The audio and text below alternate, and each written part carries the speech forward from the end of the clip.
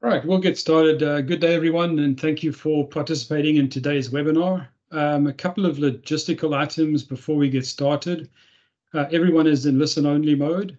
And then secondly, any questions that you have, please log them in the chat function using the chat button and put your questions in there. We'll try and leave some time at the end to get to those questions.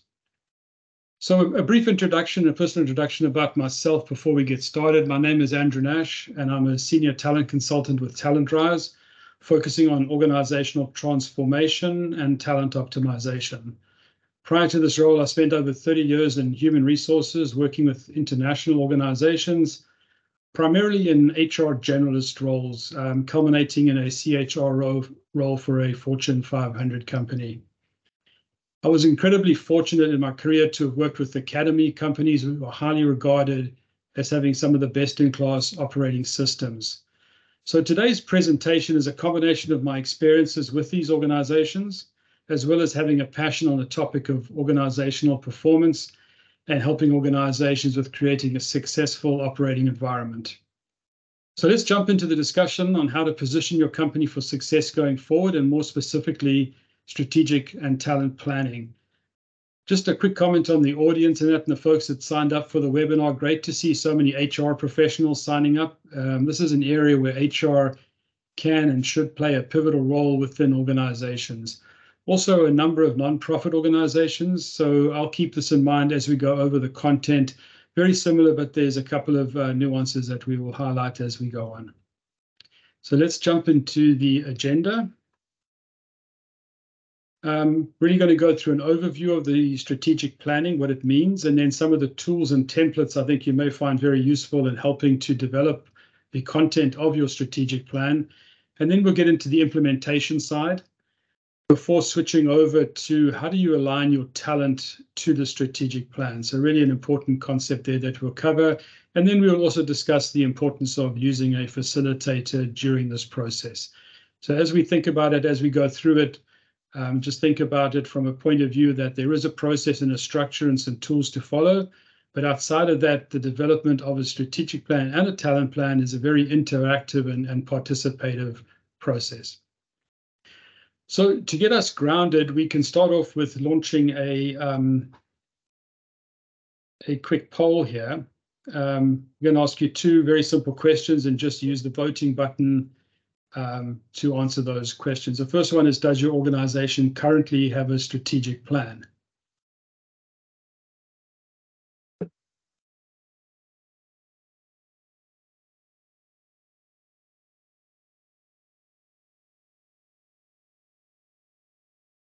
Give a second for those to come in as people have voted on it. All right, excellent. So it looks about 80-20 split on that one. As folks have voted on it. So great news. So a lot of you have got the strategic plan. So as we go through today, just think about that plan that you've got and how it stacks up against some of the concepts we'll be discussing today. Those of you that haven't got it, great place to get in here and start with some of the learnings on how to develop the strategic plan at your organizational level. Another quick second question on a poll that we've got just to get us calibrated. Does your organization have a talent plan that is aligned directly to your strategic plan?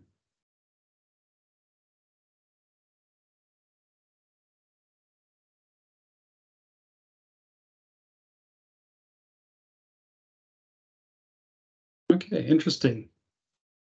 So we're coming out at what about, well, we got a couple of people that getting to about 50-50 on this one, right? So I'm getting back maybe to 60-40, but this is not atypical, right? We often see organizations go ahead and develop a strategic plan, but then really fail to have the talent or the people side of it really well documented as to how they're going to go and achieve that strategic plan. So we'll talk about that today, how to best align the resources to the strategic plan. But it really all starts off with the actual strategic plan being a well-defined and well-shared document within your organization so that people know what they are striving to achieve from a long-term process. So let's get into the discussion. Appreciate your responses to those polls. And we'll start with a quick overview here. But just before we start with that, I wanted to define two concepts. The first one is, When I talk about strategic plan, I'm talking about a detailed plan that helps organizations achieve their goals and long-term visions. Then when I talk about a strategic initiative, that is really the outline that outlines the specific steps an organization must complete in order to make a strategic plan a reality. So think about the strategic plan as an umbrella document that highlights maybe 3 to 5 large strategic focus areas. And then the strategic initiatives actually come in to support exactly how you're going to go about achieving those plan level focus areas that you've chosen to focus in on. All right, so with that said, let's get into the first piece here around why would you even go about developing a strategic plan? Well, there's an old saying, that says, if you don't know where you're going, any road will take you there. So if you don't have at least a sense of direction for your journey, you're probably not going to make that end destination either according to the location of it or even the timing to get there. So the strategic plan really defines where you're going, and then more specifically, you get into how are you going to complete it with some agility built in because of the ever-changing environment that we face these days. As we look at strategic plans in general, some of the common problems that we found with them, according to LinkedIn, is that 95% of strategic plans fail. And largely this is because most companies don't have a clear implementation strategy with desired outcomes, or they fail to effectively communicate the objectives across the entire organization. And then it goes on to say, failure to align resources to the plan and also setting some unrealistic goals. My experience is that very often strategic plans are compiled by a few individuals, and then it sits on a shelf somewhere to be used as and when they feel it's necessary. It's more like an anecdotal story explaining why the situation is the way it is, and maybe it fits the narrative of what the organization would like to tell, versus being a document that actually guides the direction of an organization. From a macro environment point of view, Gartner talks about the term tapestry as we look at the macro environment. And I think that's a great word when you think about these factors from a macro environment, how it can impact your organization, each as an independent factor, and then also how these weave together and overlap to create an impact in your organization. So the macro is the jump-off point for when you start thinking about strategy. So you think about this from the context of the business environment where you play as a business, the work that needs to be done, and we know that work has been changing dramatically over the last couple of years, and also the workplace itself. There's been a lot of changes in the remote work, the hybrid work from anywhere, and that's got a profound impact now from a macro environmental point of view on organizations and how they go about developing and executing a strategy. So what you're really looking for in the tapestry is what story do these factors tell you that could inform you about your strategic plan development. And they really should be forward focused. So you're looking here into the future and determining how these will impact your organization. Secondly, you'll have a lot of choices to make. I think we've moved from a world of multiple choice to almost a world of infinite choices available to us. So we often talk here about trade-offs. And that's really, really key as you think about what should you do and then what should you not do when you're considering some of these factors into your plan. Also, it's a lot about how to stay relevant in today's world. And that's why you're really looking at future focused here, because you want to anticipate some of these changes that are coming down that may impact your organization. At the end of the day, it's about winning in the marketplace, but also winning in the actual workplace as well. There's another way to look at this as we look at society and things and events that are happening today. On the next slide, we'll actually talk about that a lot of these trends have become more fractured, all right? So these are divisions that are occurring, and things are becoming more polarized. So social fractures is often about, people acting in a polarized way or in a collective way, often against the common good. And this is really highlighted by that we're living a bit more in a binary world these days, where either you're for something or you're against something. And things are becoming more impersonal. There's less neutral sentiment out there. So think about those as you get to, how do you go to market, the reaction of the consumer to your products. We've seen some very polarized behavior recently around certain campaigns that have been run by organizations, and customers basically checking out of some product lines because of that. So it's very, very sensitive right now. There's this polarization is very real these days. So consider these impacts of these fractures on your employees, on your customers, the consumer sentiment, and then other stakeholders that you have out there, with bearing in mind that their actions are going to become more deliberate and more overt as you go through this in your planning period. I'm going to run through these very quickly. Social fractures, I think those speak for themselves. Everything from, how the George Floyd incident affected society, through to the DE&I initiatives that organizations are struggling with at the moment. The growing divide between the perceived haves and have-nots. These are all playing into the social fracture that we see at the moment. A lot of employees expecting companies to take a position on a lot of these items as well. On the economic side, there's a host of areas here to think about, right? Inflation, access to capital, the interest rates becoming higher and higher. It doesn't look like they're going to drop anytime soon. Harder to do acquisitions in that environment. The cost of labor increasing. We see recently that the recession talks are coming back on the table. So a lot to talk about here as maybe there's a softening in consumer demand. And what does that mean for you as you start to plan for the next period of time, 1, 2, 3 years out here? On the political front, we have the US elections coming up next year. What's the impact, if any, of that may have on your organization? What sort of government policies are impacting your organization? Maybe there's regulatory changes that are going to give you a headwind or a tailwind that could affect the business as well. From a technological point of view, just huge here in terms of ChatGPT, AI, what's going to happen with some of the workplace functions with generative AI and that coming into place. If those are going to be impactful in your business, you need to start planning and thinking about the disruption those could cause going forward. Operational, we saw huge change in that coming over the pandemic. We're still suffering with supply chain constraints, so it's another one to take into account. On the relationship side, big change here. I think we've seen a major shift in the way people value work and the sort of pitting of the establishment against the family, and what that means to the whole workplace dynamic and relationships with your supervisor, with co-workers and that. Environmental, we have the real prominence of ESG, with boards looking at, where do companies stand now from an ESG point of view. So again, another factor to bring into your thinking as to where you want to position your organization going forward. So at the end of the day, fractures cause a great deal of uncertainty. They also cause a polarization of people and points of view. So at the end of the day, agility becomes really, really key as we think about our strategic plan. So as we transition, we're going to ask another quick question of you in a poll. And this one basically is going to ask you which fracture is impacting your organization at the most. So those fractures that we just ran through, which one do you feel is going to impact your organization the most?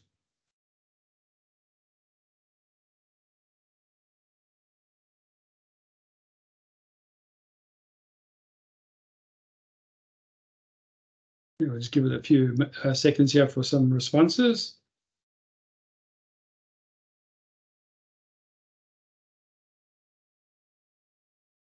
Okay, so economic is coming in as the highest one there. I think that's very realistic. There's a lot of uncertainty around the economy at the moment. Technological, same thing there. Every day I get emails about new, sessions or articles about, what's going to happen to the workforce, what's AI going to disrupt businesses and things like that. So I think that's another one. Operational, interesting comment, that one. I think we're not out of the operational woods yet from a future related perspective. We've got a lot of hurdles behind us, but I think there's a lot to come there from an operational aspect. So I think, great set of responses here, and I appreciate your inputs as to as we go through the strategic planning thinking and the futuristic thinking, where we need to invest most of the time. And obviously you want to look for some common threads, but at the same time, you want to make sure that you're not missing out on some impactful areas to your business. So as we move to starting to get into the the planning period, I've referenced, a couple of different planning horizons here. Always the traditional strategic plan period was 3 years. Now, that can vary based on a couple of things. Number one, the type of business that you run. If you have very long product cycle time, 3 years may be too short. If you're more of a startup business or a business that's just incubating itself and really wanting to just set a 1-year plan, that's okay as well. So the planning period, the way you define long-term, mid-term, and short-term is really up to what your business is like and the complexity of your business there. Important as we go through this, we talked about having, being agile. So a feedback loop is important. Obviously, the plan strategy is easier to cascade. You've planned it, you documented it, you drop it down into the mid-year, and then you operationalize it at the 1-year or shorter time frame as to what the objectives are. But you also need that feedback mechanism, especially today with the amount of change happening out there. You do need what's called an emergent strategy, right? So this is the backflushing of what's happening today into your strategy. So just take a very real-time event like the UAW strike at the moment. So from an operational perspective, maybe you planned for that, maybe you didn't, maybe you're a tier 1 supplier that is now going to be impacted by that. And you need to back into, for sure, your short-term plan and maybe into your medium-term plan, depending the disruption that causes to the supply chain. So people say, well, why in this day and age would you even bother to have a 3-year or plan that length of time? If you think about it like this, without a plan, you're really just reacting to real-time change. And even if your plan is 50, 60% accurate at the 3-year mark, you're still ahead of those folks that haven't planned for those events to impact their business. So I think it's still a valuable document to have, as long as you bear in mind the need for some agility and the need to have that feedback mechanism and loop. So then as we think about the flexibility on the next slide that I've just talked about, the closer you start execution to the plan development, the better, because the plan is the most real and robust at the time you've actually developed it. So start execution immediately, have it deployed into the organization and get started, but also be prepared to respond to changes as they happen. So be agile and make sure that you have that flexibility built in to react to the turbulence that you may see.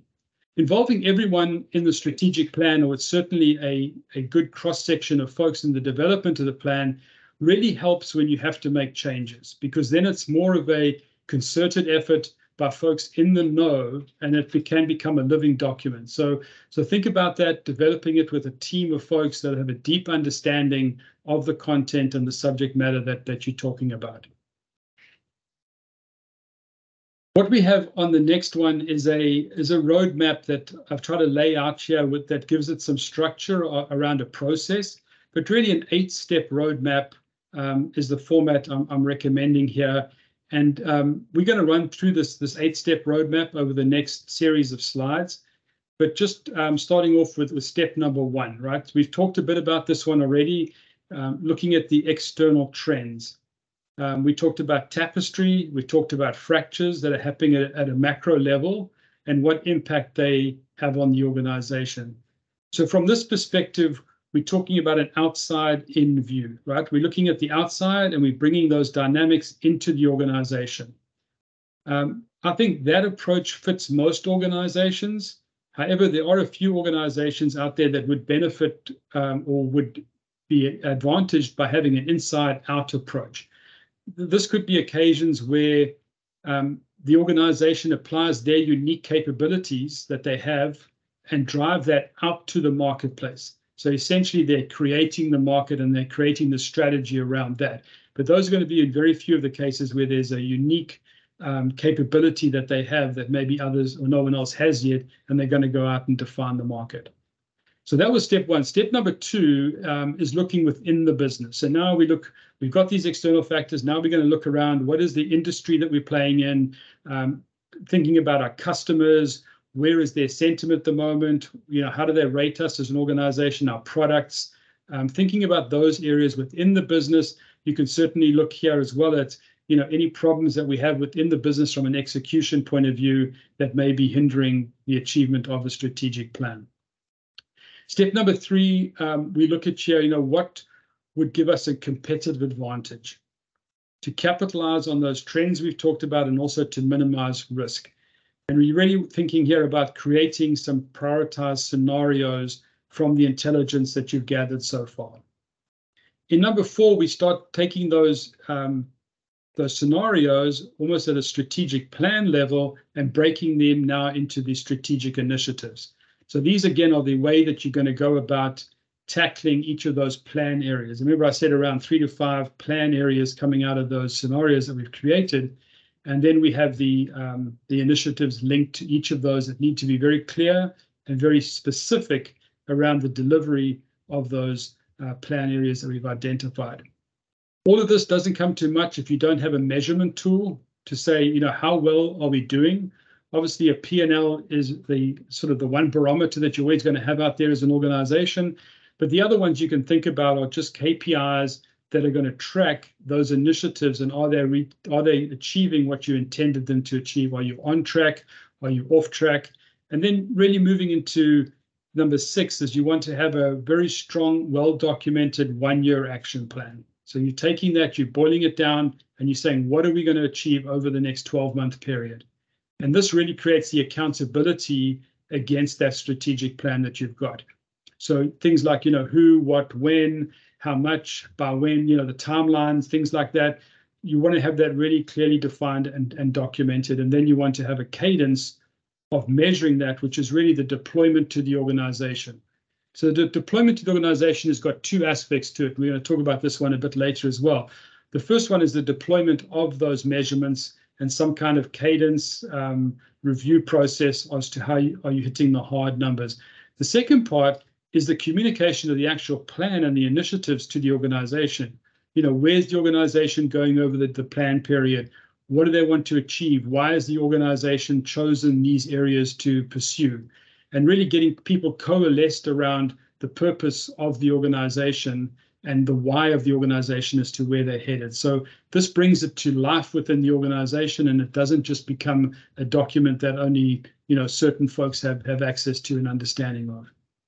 Then the last point here, last but not least by any certain part of it, and especially from the poll that we did earlier here, is the talent alignment plan. And this one really is aligning the resources to those initiatives to make sure that, number one, they're correctly and adequately resourced, and that secondly, you've got a clear direction as to when you need the resources in place to achieve those initiatives. And we're also going to talk about this one in more detail later on. So that's the overall process. We're going to come back and pick up those steps as we go through it. So hopping on to the next slide here, we lay out the development of the strategic statement, which is the plan level, and the initiatives that follow that. So first of all, we start off by thinking about what factor do we need to look at in terms of developing the strategic statements. And we look here at the target market. What market are you going after? What is your go-to-market strategy? So are you going to go through a distributor? Are you going direct? How are you actually going to go to the market? Thirdly, how do you segment your market? Do you segment it, by product? Do you segment it geographically? And really getting very good clarity on the market segmentation and how that aligns to the business that you have and that you want to create for the future. Differentiation is a very key one, right? Because this really creates how are you going to win in the marketplace? So what differentiates you from your competitors? What creates that differentiation, and how are you going to capitalize on that differentiation? The who will lose in this process are the things that you don't want to do as an organization. So you feel that if you followed those set of factors, they would not be advantageous for you winning within your organization. So those are the factors to start off with. Brainstorm those, come up with a very clear alignment around those 4 or 5 factors that you've got. Then you go back and you bring in the macro factors that we've talked about already. And you'll see here that we're looking back to the external, the internal factors. We also have some good tools I'll show you just now in terms of how to best bring these out in a collaborative way. And that just reaffirms what you've had from a bigger picture thinking and the relevance of those to your organization. Then you look at the situation analysis that you find yourself in today. And this is a real synthesis of the trends that are most impactful to your business. And here are just some examples, whether they're coming from the competitor side of things, whether they're coming from the customer, maybe they're coming from technology. So just a great situational look here at what could influence this planning period and really inform the strategy. So once you've taken those three things together, you would think to yourself, and once again, I'll just put here a 3-year strategy. It could vary shorter or longer that depending on the business that you're looking at running. But how is the business going to capitalize on each of those elements from the preceding step here? So each of those situational analysis factors, how are you going to capitalize as a business? And remember, this is the framing at the big picture level of the overall strategy that you're trying to create. And then lastly, you need to do the metric side again. We've talked about that, having the measurement tool to say, are you making it? Are you off track? And how you're doing, but also the investment side. So the budgeting side, the investment piece.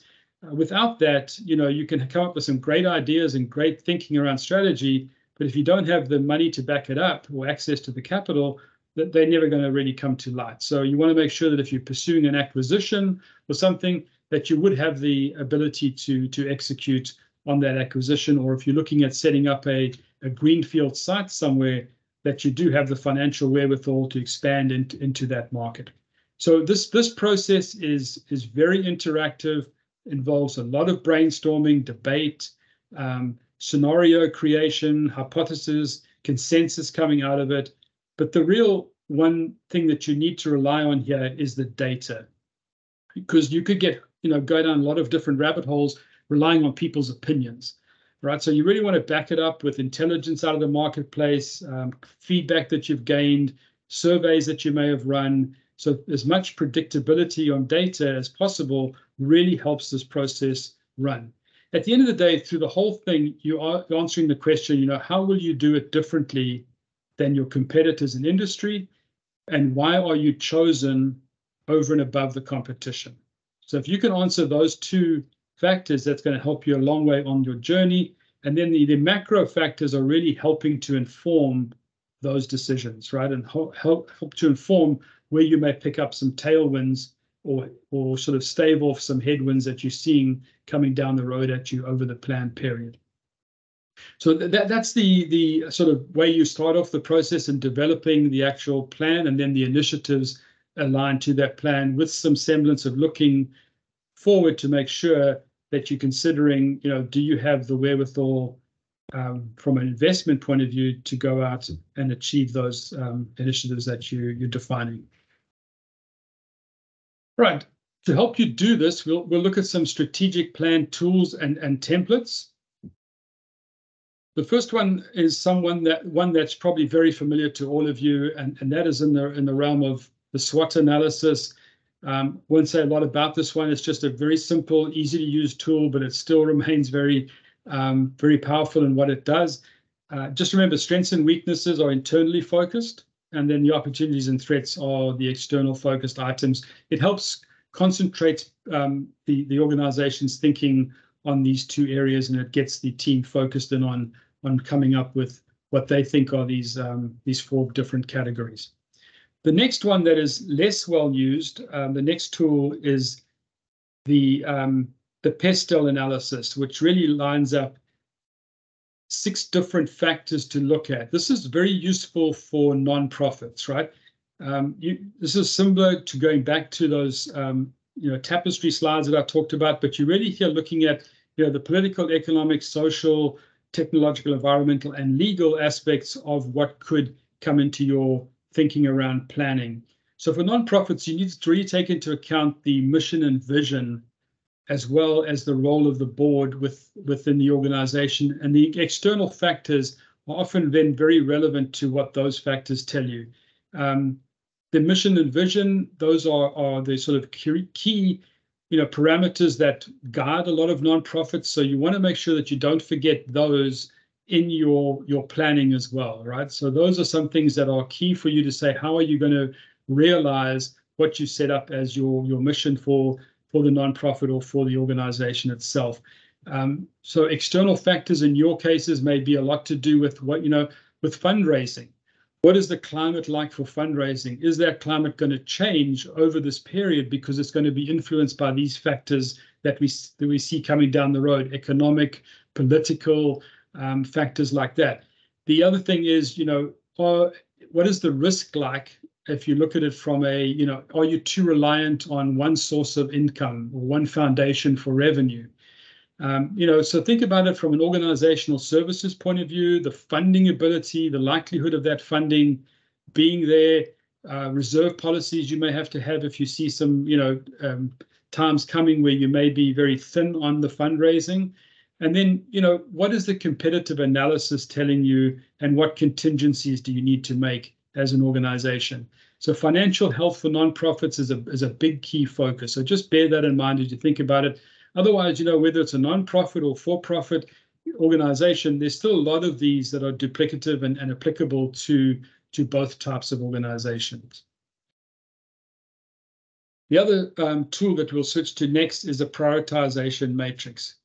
When I've seen and participated in most of these types of sessions, you're going to end up with getting more ideas and more initiatives and strategic plans than you can deal with, right? So you need a way to thrift those out to make sure that you're focusing on the critical few with the biggest impact. A simple way to do that is to use this, impact effort prioritization matrix. And a lot of it comes down to deciding what you will not do.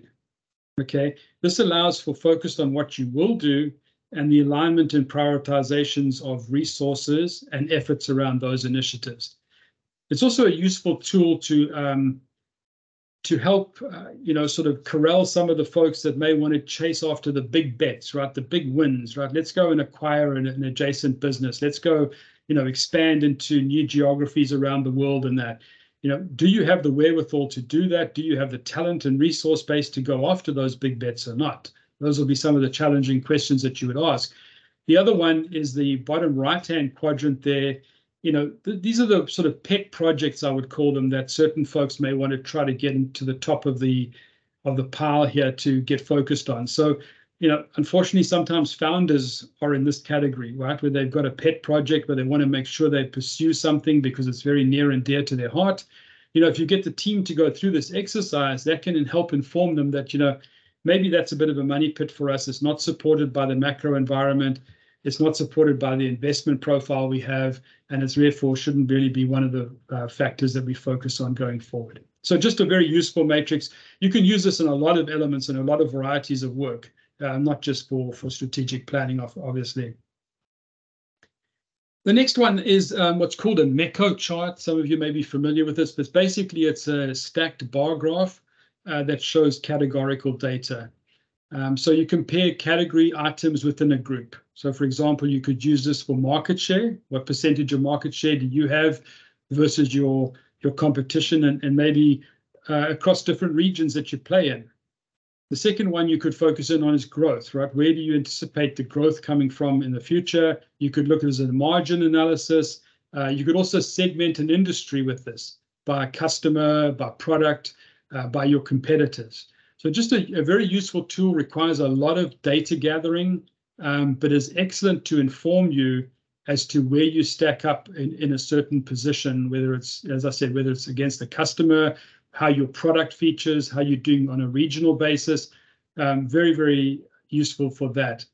What I will say on this one, this is just a quick example, but if you were an airline in that situation, you may want to, be very careful if you're an airline organization that's not participating in Asia at the moment or don't have any plans to participate in Asia. Or secondly, your products do not contain or have any planes that are single aisle planes. This would inform you that those would be two major problem areas going forward. Obviously, if you are strong in those two areas, that's an area for you to capitalize on in your strategy. So just very informative for you to work with this data to once again work from a position of knowledge as to how you're going to set about your strategic planning.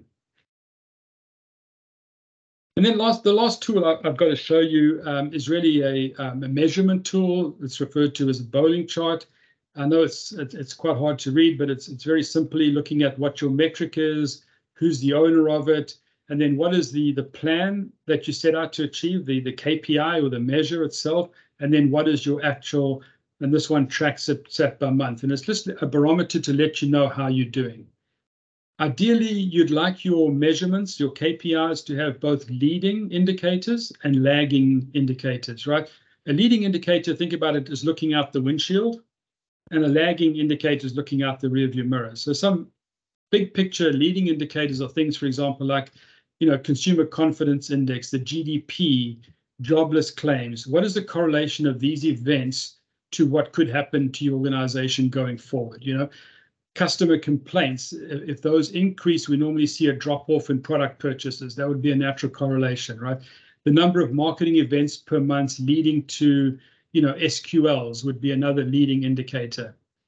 It's more predictive in nature, let me put it that way. Also harder to define and harder to come up with leading indicators. So most of the time we see lagging indicators.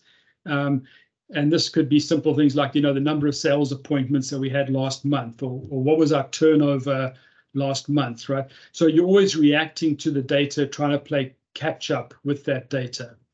The most important thing, and the takeaway that I have on this one for you, in any measurement slide or tool you want to use, is what do you do with the information, especially when you're not hitting your target or your plan? You need to make sure that you've got a real strong cadence in place for counter-measuring those misses.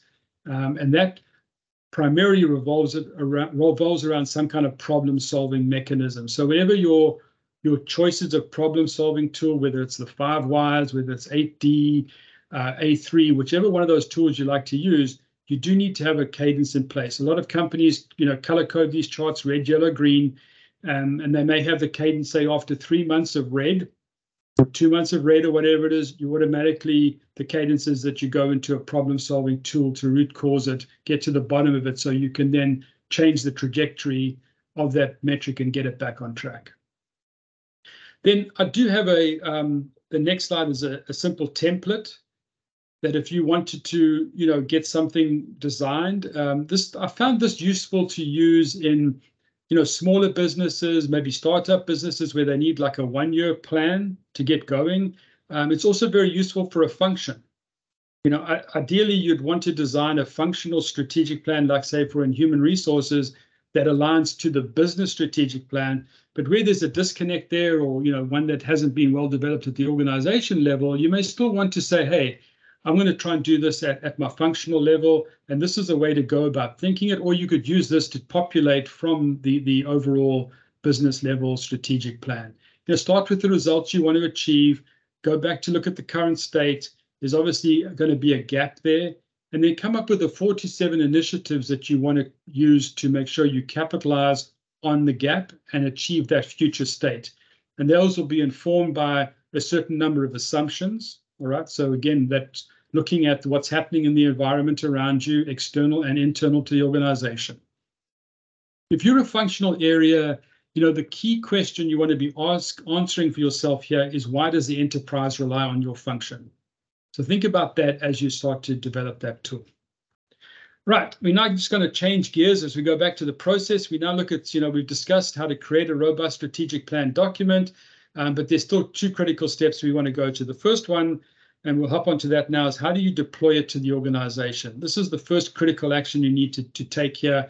And really, you're looking here at, thinking about who your stakeholders are, sharing the what and the why of your plan with them, why certain trade-offs were made. That's very key, because some folks may not understand, well, why are we not growing the business in this product line, or why are we not going to expand into Canada or something like that? You need to explain to the organization, we considered expansion into Canada. However, we didn't choose that option because of the following factors. All right. Then folks really can understand as to why certain things were omitted and why other factors are still in the strategic plan, and that's what you're pursuing.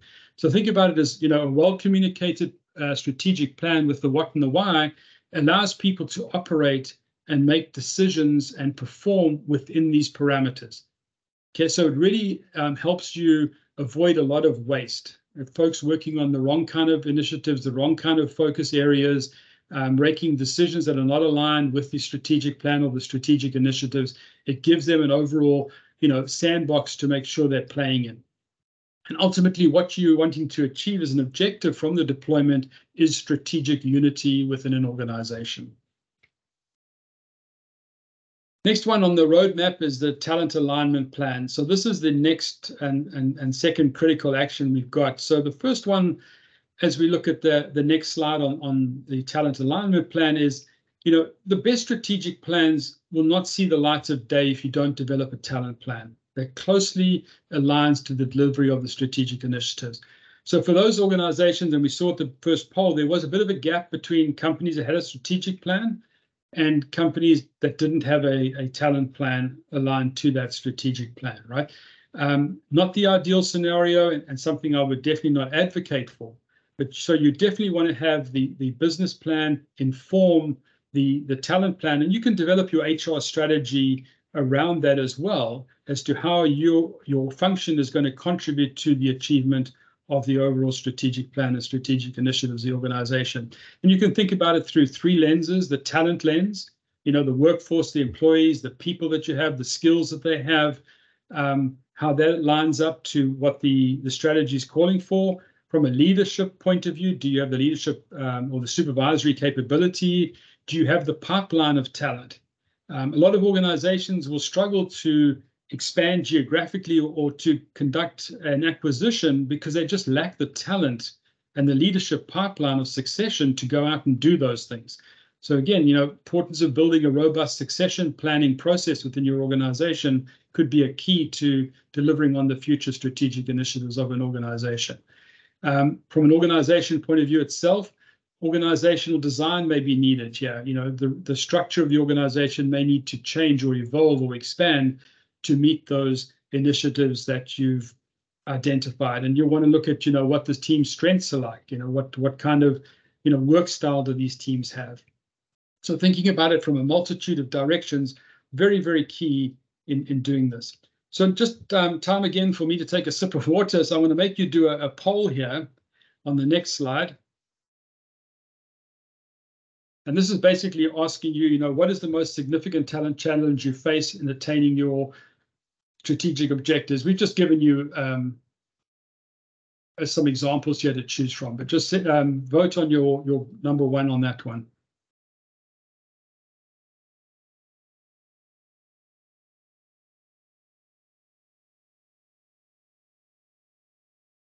All right, so moving around a fair bit. Okay. So talent availability, it's incredible how that still lingers with us, so the hiring and the turnover side, still a challenge for us. How you go out and access talent, and, you need to root cause some of those areas as to what you're facing. Oh, we got a three-way tie for the next one. If one other person would vote, we could break that tie. But so we've got talent development, aligning teams to objectives, and then capacity overloaded. Interesting that capacity may not be higher at the moment with the shortage of talent, but I think, maybe you voted on that and not the other one. But just very interesting input there from you. And again, I think key here from this one, from a strategic point of view, is that aligning of the teams to objectives, as well as the capacity. You got to be careful, once again, that you don't run before you can walk in terms of setting up strategic initiatives that don't get to the outcomes that you need to achieve. So thanks for your inputs on that one. Moving over now and staying with the organization and talent alignment to strategy. Similarly here, I've laid out a bit of a process flow and a roadmap. The first column is what we've talked about so far, really, is the strategic planning side. Now we move into the talent and organizational diagnostics piece. You want to look at, what internal constraints do you have? So think about these ones as you look at internal constraints, external threats. What work and capabilities are needed to achieve the strategic objectives and drive our differentiation? So think about those factors, ask yourself about constraints, whether it's around skills, capabilities, or capacity, the lack of certain skills needed for the future achievement of the strategy. And also maybe there's a problem here with the lack of a compelling employee value proposition that you've got. That's a constraint that you're working in an industry or company where it's very hard to come up with an EVP that's compelling to win in this market. You need to find out a way to try to make sure you attract folks, that you're filling that pipeline that may be a constraint to you.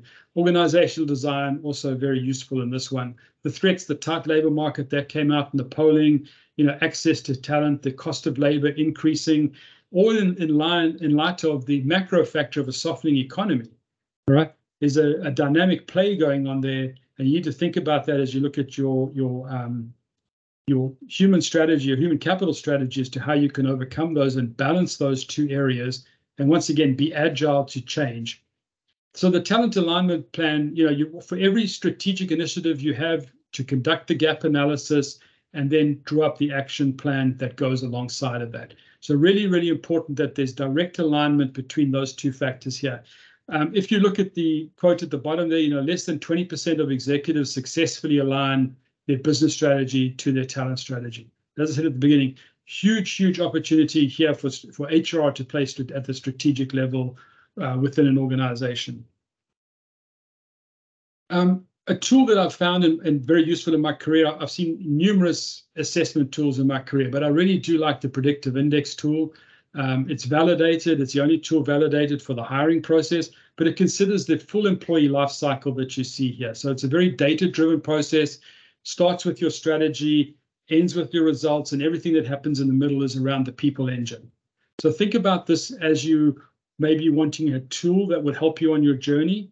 This is a great tool to use, right? It starts off with, are we bringing the right talent into the organization? Are we promoting the right talent? Are they a good fit for the role that we have? From a design perspective, how do you lead teams? How do you get teams to high performance? Team performance optimization is a key piece within that module of the predictive index suites here, as well as throwing out, what are team strengths and what are team caution areas. The Inspire piece, this is really all around managers and allowing managers to lead better.